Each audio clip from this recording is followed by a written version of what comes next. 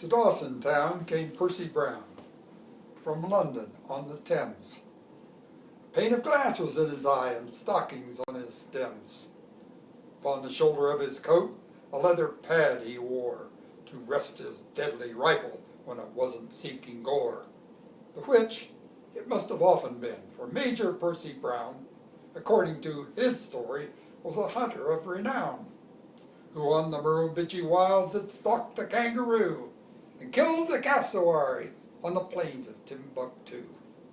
And now, the Arctic fox he meant to follow to its lair is also his intent to beard the Arctic hare. Which facts concerning Major Brown I merely tell because I fain would have you know him for the Nimrod that he was. Now Skipper Gray and Deacon White were sitting in their shack and sampling of the whiskey that pertained to Sheriff Black. Said Skipper Gray, I want to say a word about this Brown. The piker sticking out his chest as if he owns the town. Said Sheriff Black, he has no lack of frigorated cheek. He calls himself a sourdough, and he's just been here a week. Said Deacon White, methinks you're right, and so I have a plan, by which I hope to prove tonight the mettle of the man. Just meet me where the hooch bird sings, and though our ways be rude, we'll make a proper sourdough of this Piccadilly dude. Within the Malamute saloon was gathered all the gang. The fun was fast and furious, and loud the hooch bird sang. In fact, the night's hilarity had almost reached its crown when into its storm center breezed the gallant Major Brown. And at the apparition, with its glass eye and +4s, from 50 alcoholic throats resounded 50 roars. With shouts of stark amazement, with hoops of sheer delight, they gathered round the stranger, but the first was Deacon White.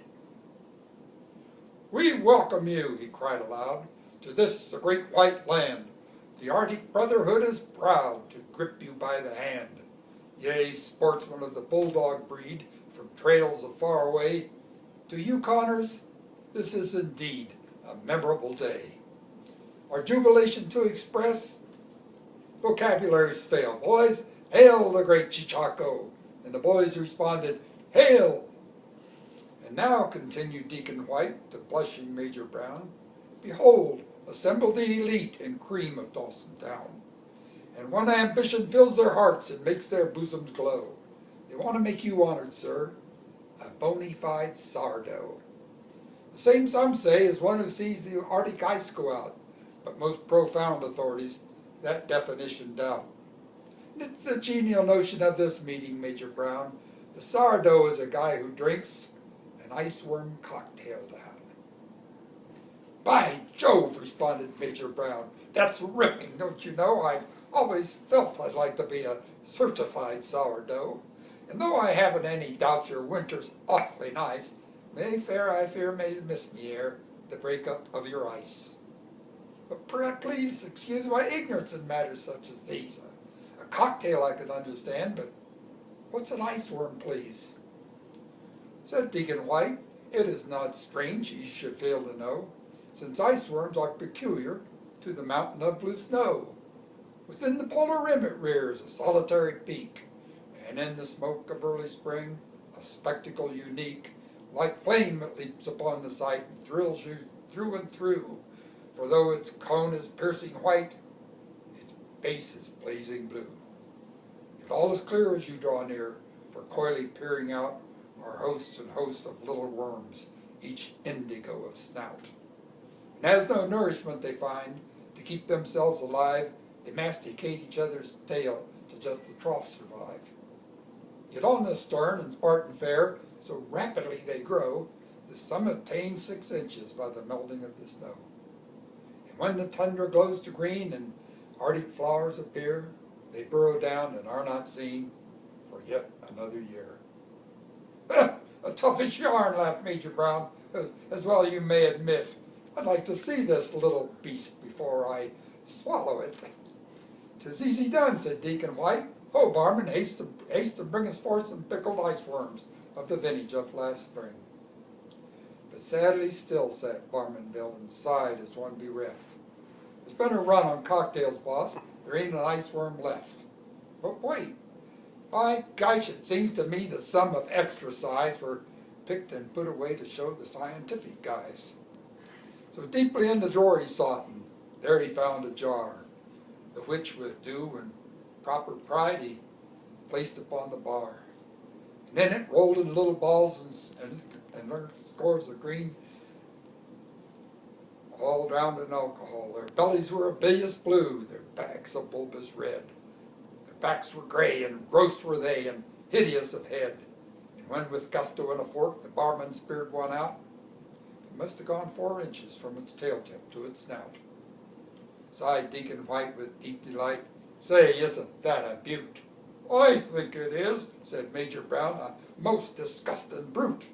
Its very sight gives me the pip. I'll bet my bally hat you're only spoofing me, old chap. You'll never swallow that." "You'll see all right," said Deacon White. "Hey, Bill, that fellow's fine. Fix up 4 iceworm cocktails and just put that wop in mine." So Barman Bill got busy, and with sacerdotal air his art's supreme achievement he proceeded to prepare. His silver cup, like silver moons, went dashing to and fro, and soon 4 celestial cocktails were standing in a row. And in the starry depths of each, artistically piled, a fat and juicy iceworm raised its mottled head and smiled. Then closer pressed the peering crowd. Suspended was the fun when Skipper Gray in courteous way said, "Stranger, please take one." But with a gesture of disgust the Major shook his head. "You can't bluff me. You'll never drink that ghastly thing," he said.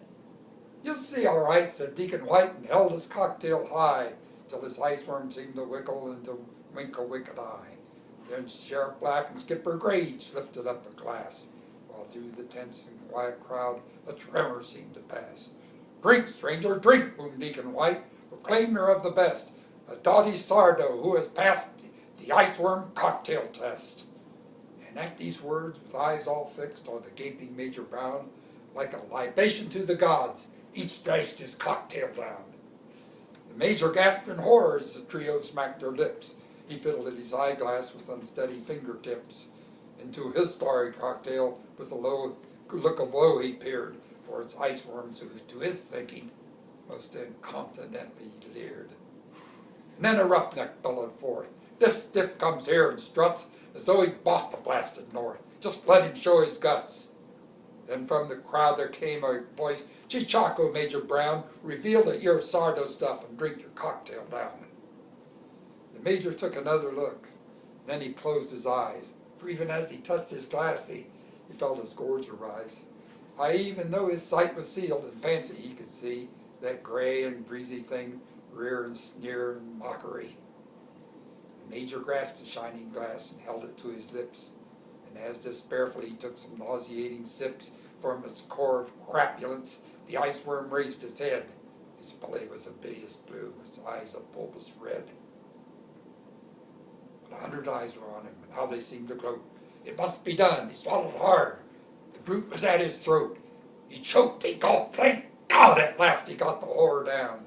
Then from the crowd there came a cheer, "Hurrah for Sardo Brown!"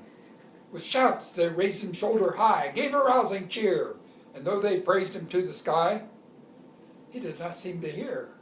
A clammy sweat was on his brow, and pallid as a sheet. "I really feel I must go now," he'd plaintively repeat. And with drinks and smokes galore, they tempted him to stay. With sudden bolt he gained the door and made his getaway.